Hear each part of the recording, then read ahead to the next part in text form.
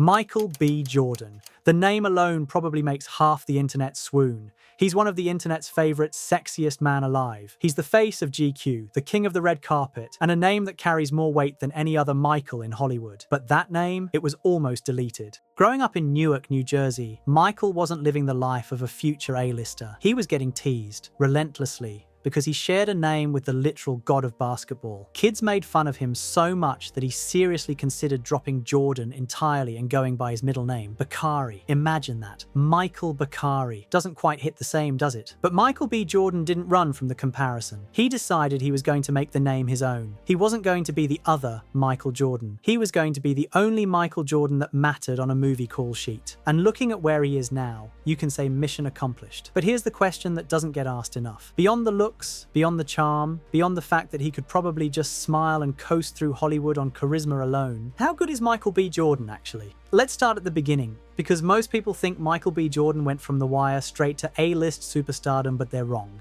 In 2002, at just 15 years old, Michael landed a role on The Wire.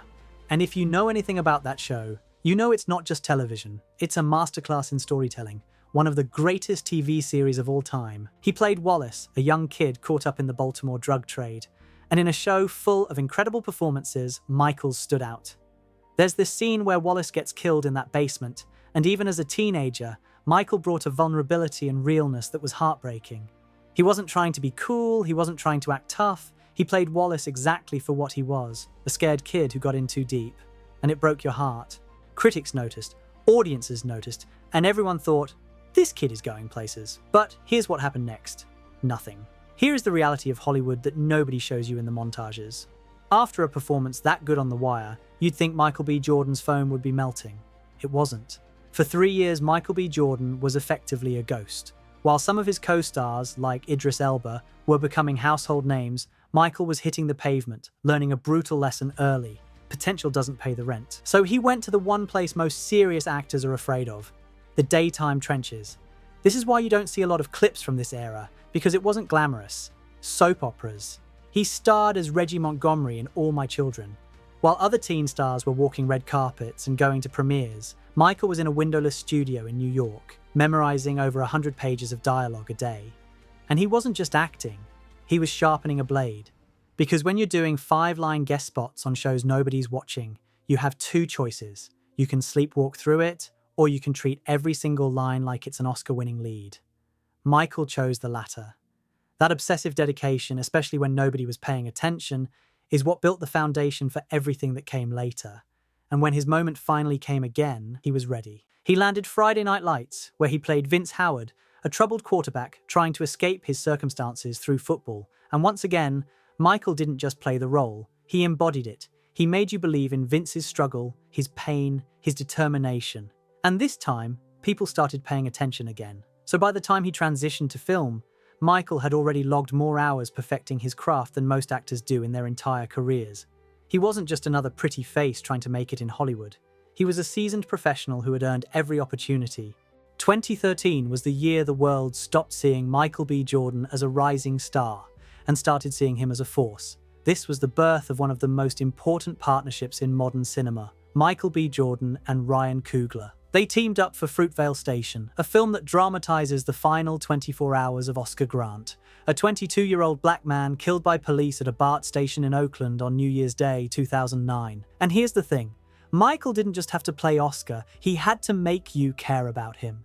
He had to make Oscar feel real, human, flawed, a father, a son, a boyfriend, someone trying, messily, to turn his life around. Not a symbol, not a headline.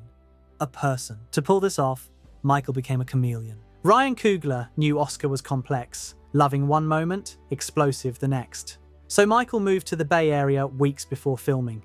He studied the accent so precisely that he and Coogler developed code words on set, signals to recalibrate his voice, posture, even his energy anytime his East Coast Jersey roots started to slip through.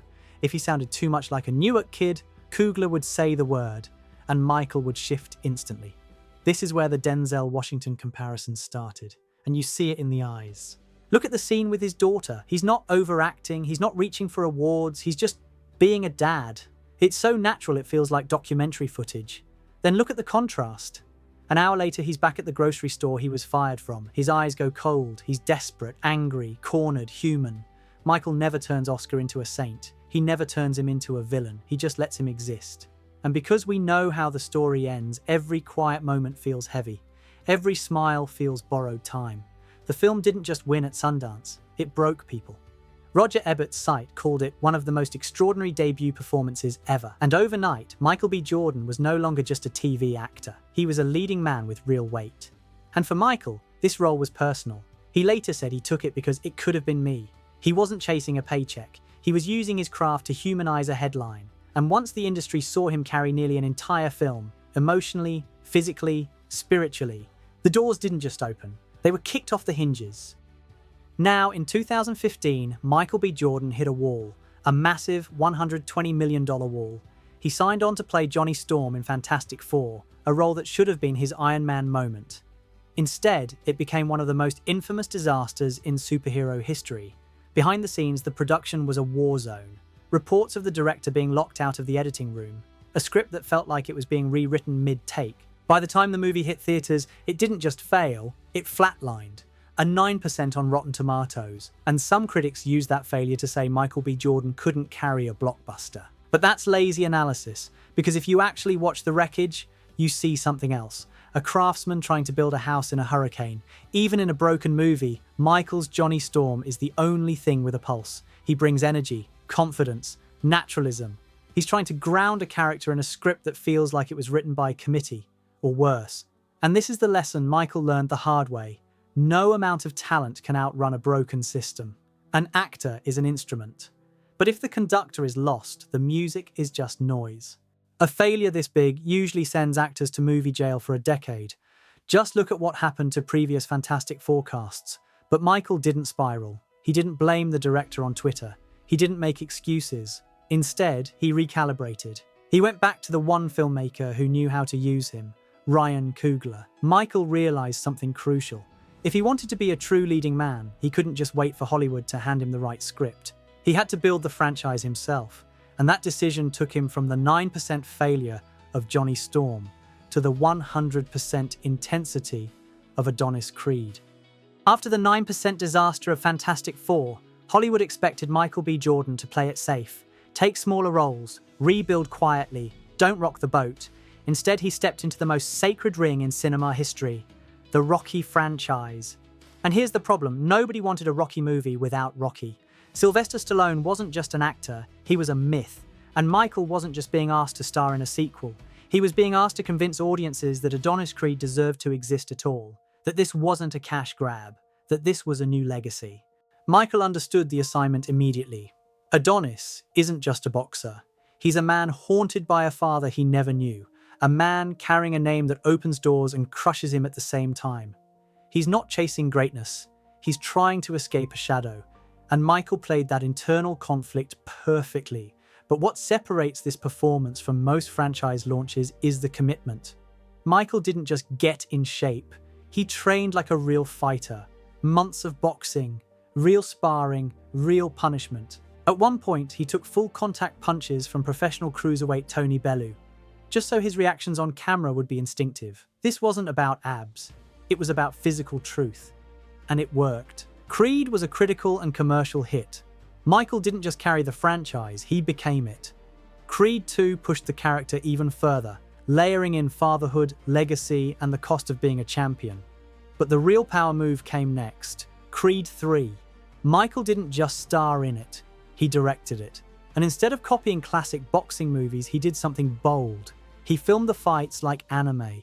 Directing the boxing was the easiest thing, Really? because it's something that I knew very well. It's a formula to it, and yes, I wanted to take some creative swings because it's the ninth movie over the sagas. You think about how many fights that we shot and how many, boxing scenes and, and punches. I had to lean on my love of Japanese animation and the themes of that to kind of make this one creatively and visually look different. Drawing inspiration from Naruto, Dragon Ball Z, and Hajime no Ippo, he focused on psychological battles, impact frames, and moments where the world drops away and it's just two wills colliding. This wasn't a boxing match, it was an emotional war. That transition, from child actor to franchise star to IMAX director tells you everything you need to know. Michael B. Jordan isn't waiting for Hollywood anymore. He's building his own legacy. If Creed made Michael B. Jordan a star, Black Panther made him a legend. But it also came at a cost, because Killmonger could have been easy. Another angry Marvel villain, another bad guy with cool lines and a tragic backstory. Instead, Michael turned him into one of the most human antagonists in blockbuster history. Killmonger isn't evil for the sake of being evil. He's angry, and that anger is earned. Abandoned as a child, raised without roots, watching injustice from the outside while Wakanda, a nation with the power to help, chose silence. Michael didn't play Killmonger like a madman. He played him like someone whose pain finally had a voice, and that's why people still argue about whether he was actually wrong. But what most people don't realize is how far Michael went to get there. To play Killmonger, he isolated himself completely. He cut off friends. He limited contact with family. He wanted to feel the abandonment that defined the character's entire worldview. He lived in that anger, that resentment, that loneliness for months, and it didn't stop when the cameras cut. Every morning, he sat in a makeup chair for 3 hours to have 3,000 prosthetic dots applied to his body. Each one represented a kill. By the time he walked onto set, he was literally carrying the weight of 3,000 lives on his skin. That level of immersion took a toll. After filming Wrapped, Michael has said he struggled to disconnect. He eventually went to therapy to process what he'd put himself through, to find his way back to himself. That's not method acting for headlines. That's someone pushing their craft to the edge. And it's why the performance hits the way it does. When Killmonger talks about his father, when he talks about being abandoned, and especially in that final scene, when he chooses death over captivity, you don't hear a villain delivering a line. You hear generations of pain being spoken out loud. That moment didn't just land. It echoed. Killmonger became one of the most talked about characters in the MCU. Fashion trends followed him. His ideology sparked real conversations, and for the first time, a Marvel villain felt more emotionally grounded than the hero. Michael B. Jordan didn't just play Killmonger, he made the world understand him. And that's why this role isn't just iconic, it's career-defining.